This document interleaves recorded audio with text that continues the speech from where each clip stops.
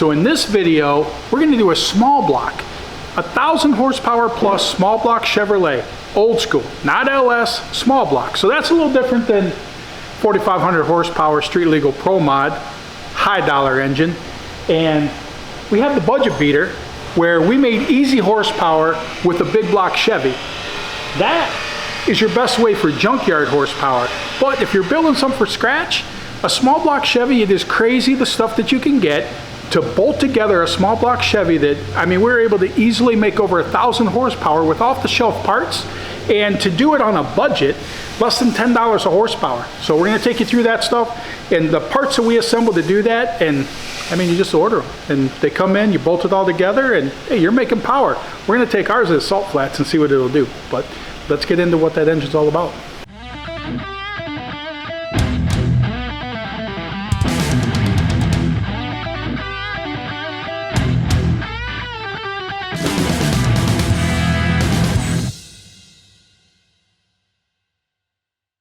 So when I say budget build, I mean all the way down to Andy's putting used oil in here. Yeah. So that's actually the oil from the dyno yesterday. But before we get that, we took this to Steve's shop yesterday to dyno it with the supercharger and everything on it.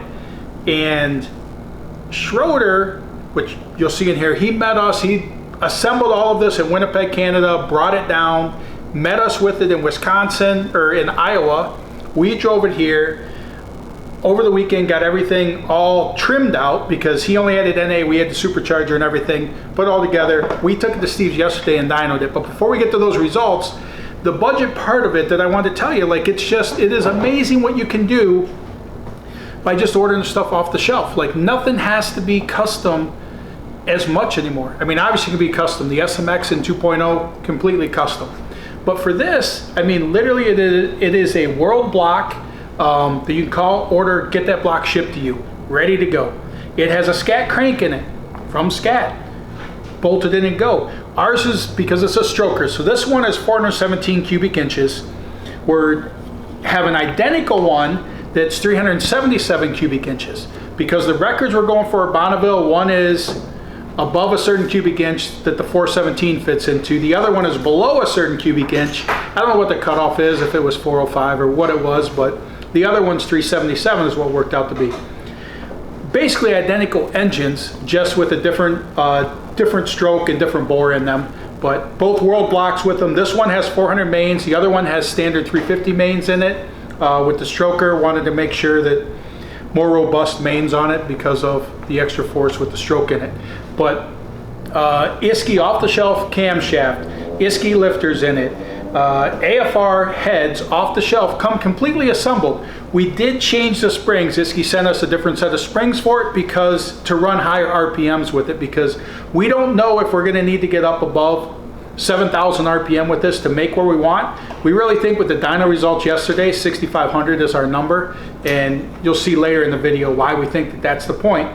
But bolt-on AFR heads, AFR intake, 700 NA is what this made when John Enns dynoed it just with the carburetor, because we had all the supercharger and everything because we're mocking all that up to fit in the car because the time frame is crazy. We got to get this thing sent out on Sunday, but or it's actually getting picked up. Keith Turk's coming up here picking up Sunday. It's got to get out to Bonneville, and we're racing Bonneville next week with it.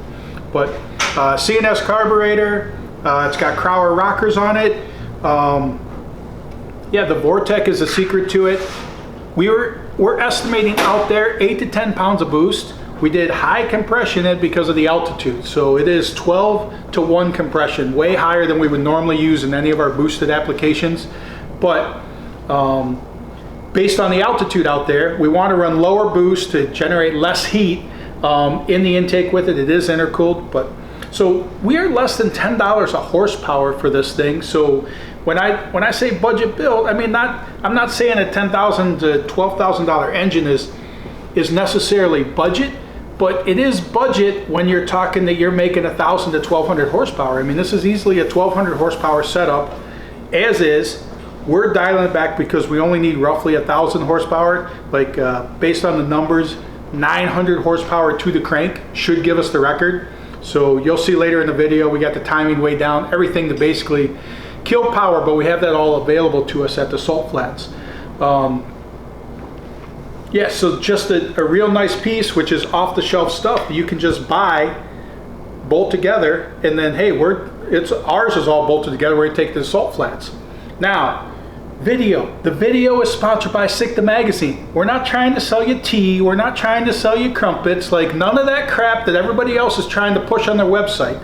But we do run off the merchandise you guys buy. So I know you guys don't like, because I don't like watching all the advertisements or whatever for that stuff. But you know what? I don't mind when somebody's got a new shirt design, like Home of the Free because of the frame design, because of the free design.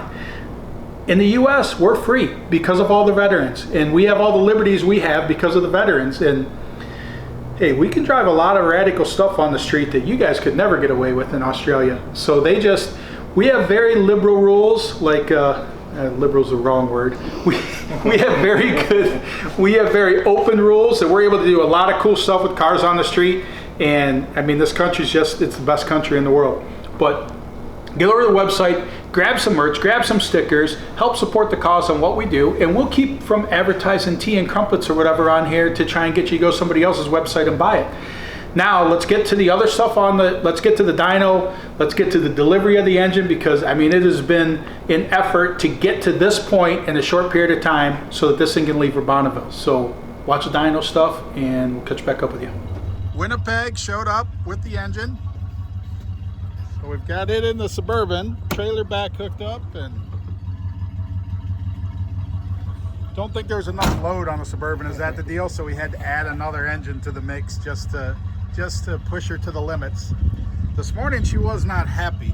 We never did anything to it other than look and restart it and everything. So right now it's running good. That's why it's been running for about an hour. We don't want to turn it off because put it in a bad mood. We actually think what happened is we'd been running so hard for 3 days that all of a sudden last night it was like done at like 4 o'clock or something, and then she just got pissed off because we did not touch her till 8 o'clock this morning. So hopefully, because we leave her running, it makes her happy again.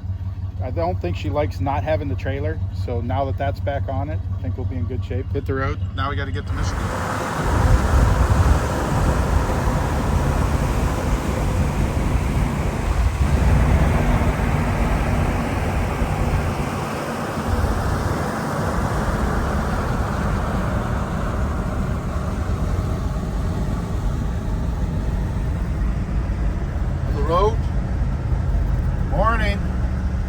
On the road, nice and cool temperatures though. Feels a lot better. We gotta roll the windows up. Yeah, roll that window out. Good noise. Okay, this corner's looking rather familiar. Yeah, we are so close. Stuck at a red light. It's gotta go about, you're gonna say meters or feet? Shop is right there. How many feet? 50 feet? Okay, come on baby, come on baby, come on baby, come on baby. It's just idling. Yeah, come on, baby. Come on. Come on, baby. Larry. There's the home base. We're hitting the concrete. Yes. Here's a high five. Yeah, we made it. All right, so we just made it back with the engine. We got to get on top of that. But Sick Michigan Miles is coming up. Aiden is bringing the deuce box. So working on that. Well, we're working on the Bonneville car, but then he's got to get this ready to run and have this at Michigan Miles. Michigan Miles is going to be awesome. August 10th, we start in Milan, Michigan. That is our tech day. And then Monday, August 11th, starting in Milan is the first day of racing. So we're doing Milan on Monday. Tuesday, we're going to Mid-State, Mid-State. Then we're going to Northern on Wednesday. We have a drive day on Thursday that we are going to the UP and then coming down. Friday we're going to be at Ubley. Saturday is the Woodward Dream Cruise, so we're going to be there for the Woodward Dream Cruise. And then Sunday we finish everything off at Milan. So dates are on the screen, all that stuff, but Spectator tickets, go grab your spectator ticket for it. Sick Ward tickets are available. Racer entries are sold out. But it is just going to be an epic time. Like, literally, we are doing so much of Michigan, over 1,000 miles. We're never leaving the state of Michigan. So it's going to be awesome. And you definitely want to be there. Come join us. Also, the shirts, especially if you're from Michigan, then you'll understand the shirt designs, but the track shirts are actually on the website. You can only get them as a pack. Go grab those. But now let's get into the engine. But remember, Michigan Miles, come see us. It's only a couple weeks away. All right, so we picked up the engine. We met John. They got the engine together, ran it on the dyno Thursday night, drove all night to meet us Friday with the engine, and they said it has an oil pressure issue up at the top end. So he's talking about switching pans, but we don't know for sure what the problem is. And the goal is that this has to make it into that to be picked up by the end of the week. So we were planning on chassis dyno Wednesday, but now that we don't know about the pan and what we can do, we are putting the thing completely together and taking it to Steve's shop. Steve agreed that we could put it on his dyno tomorrow, Monday, so that we can try and sort out the oil issue with it. And the other is, John only ran it at NA. So he ran it NA because we had all the supercharger parts, and that stuff was all here. So for mock-up and trying to make everything fit in the car. The good thing is now we'll be able to figure out and get a base tune on it with everything the way it's going to Bonneville. So we are hoping get to Steve tomorrow. That did a couple things. We didn't know with the oil pan, because they wanted a lot of capacity. So this oil pan actually holds 12 quarts of oil without touching the crank. Now, but they were having, at the end of the run, they were getting the oil pressure would start to tail off or whatever towards the end of the run. I mean, it was making oil pressure, and then all of a sudden it would start to go away. They thought it was splashing the crank, and so they drained the oil out of it, drained about 3 quarts out of it, and then it wasn't as bad. Now, the only thing that we can figure is that the oil pump calls for a space of, what's it called for, Andy? What was it? Between 1/4 and 3/8.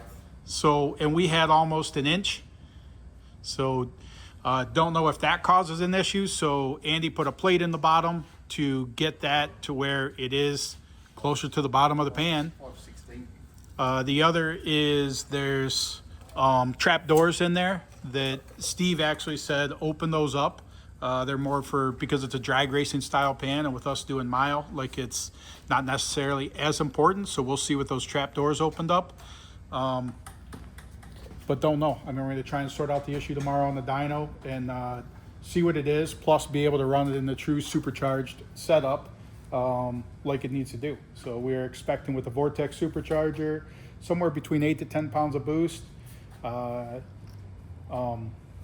we need to make roughly 1,000 horsepower based on Keith's calculations for what we're going to need to set the record, and think that we're in pretty good shape with it to make that. But yeah, we're going to get all this packaged up, be at Steve's first thing in the morning, get on the dyno, hopefully get everything figured out, get back here, start to get it into the car so we can get in the chassis dyno later in the week to make sure we're set, and then it actually leaves for Bonneville on Sunday. And hey, hopefully we're setting records. But all right, so Andy gnawed that off with his teeth. Look at it. The finger fit. Oh, that's hot. Because we gotta accommodate the big step out on the oil pan here to get that onto the engine stand so we can dyno it. But I don't think we didn't have the hat pointed sideways on the. we had it pointed this way So it was pointed because it's that way. straight. It's non-intercooled, it comes right from the Pro Charger right to it. It's probably a bit more.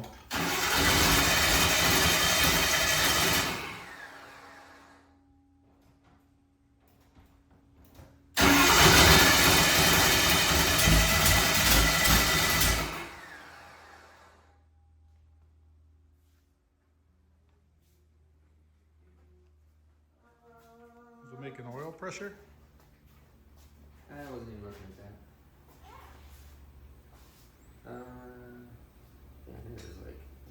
weirdest thing ever. Mm. How is that not squirting? Well, I guess the little plungers in the nailed seat must be stuck. Your little orange.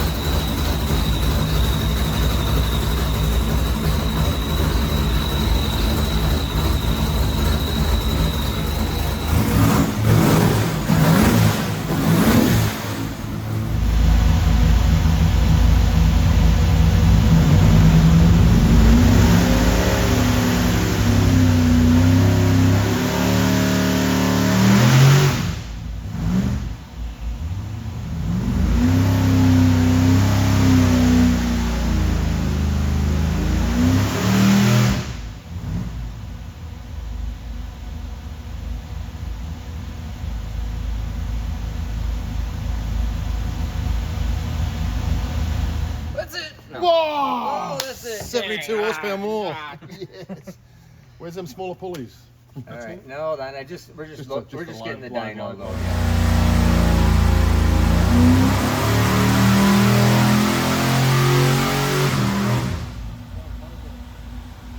Whose screw came off? All right, so we did a couple pulls on it, and things are looking good, right? Awesome. Gonna do a set of fresh plugs in it, see where we're at with that, and go from there. But so far, so good. Nothing too much power. Yep, made over. On that pull, we're not even where we need to be, but we might end up having to go to a bigger pulley because we're over 1,000 horsepower at, what was it, 66,000 RPM or something? 65. See if it's still on the screen out here. But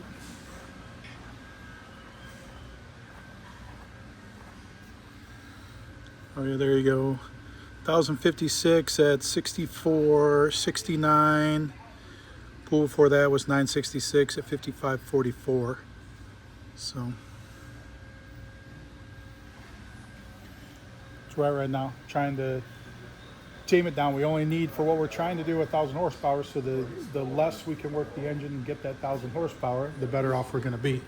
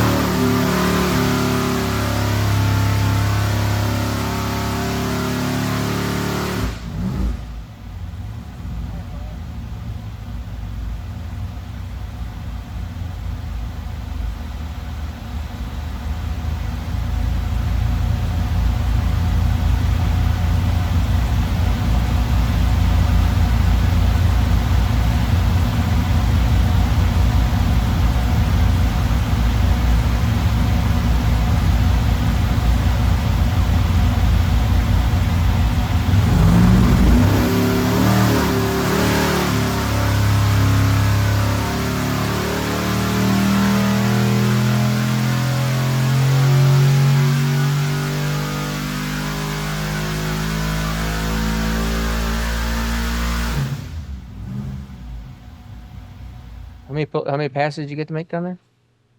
Um, As you want, don't you? yeah. Yeah, I have to make, well, I got to make licensing passes. So that's the thing. Like I'll start out on the short course and I got to do, I think they'll give me, Is that like short? I think I'll get a, starting on a short bus. yep, exactly. It's a 3 mile course instead of a 5 mile. Start on a short bus. So, and I think they'll give me the pass to 150 and then I have to make a 175 mile an hour run. Or I think maybe they'll give me the pass to 125. Giving you the pass to 100 or something. You got to make a 150 and then a 200. A 150, a 175, and then a 200. So that's 3 passes at that. And then before we go to the big course, and then that'll be possibly a 225 before the record run. So, so there'll be multiple passes. And the thing is, with no data log though, it's all going to be like, all right, well, it seems like give it more timing, don't give it more timing, look at the spark plugs. I mean, that's really all we got to go by. Obviously, I'll be able to watch the O2 sensor in the car like that. I mean, that's not controlling anything on the car, but I mean, we can obviously record that with a GoPro or whatever, and then be able to play that back and just see where the O2 sensor was. And I mean, we can go, because I mean, we can do timing to fix the O2, right? So. Yeah, because it's super rich. That's why it runs bad like that. We're under time, super rich. So I'd say, because we don't want to hurt it down here before you go. So I was watching, and it's not breathing or doing anything weird. So yeah, I mean, I think this thing would be all over 1,200 horsepower here if it had timing in it. Right. So that, I think if you start putting, well, just make your 150 run. Even running as poor as it is right here, it still makes 900 horsepower. Right. I think you can do that and then just start putting a little timing in it if it feels like it needs more. Read the plugs. You're gonna look at your O2, probably in that 12, anywhere in that 12's range is gonna be pretty good. 12 or 12.5. It's pretty nice. Cool. All right, let's take it off the stand. Job done. Thank you, sir. Now we gotta get it in the car. All right. You got plenty of time. Plenty of time. Exactly. Probably take a couple days off. Probably got some kind of trip you need to go make Exactly. Yep.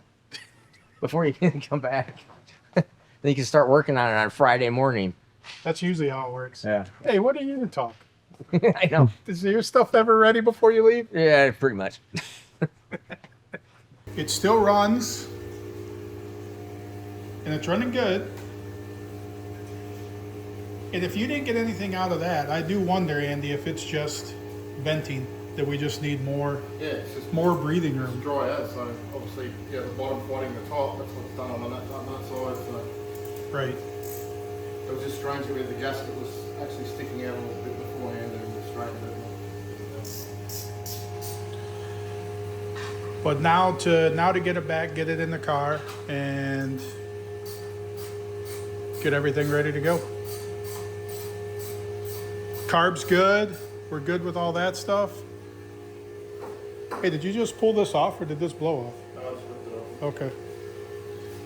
And we did run it on our ignition box and our coil. So therefore, I mean, we kind of tested as much as we can test with exactly how it should be in the car. So get her loaded up and get her out of here.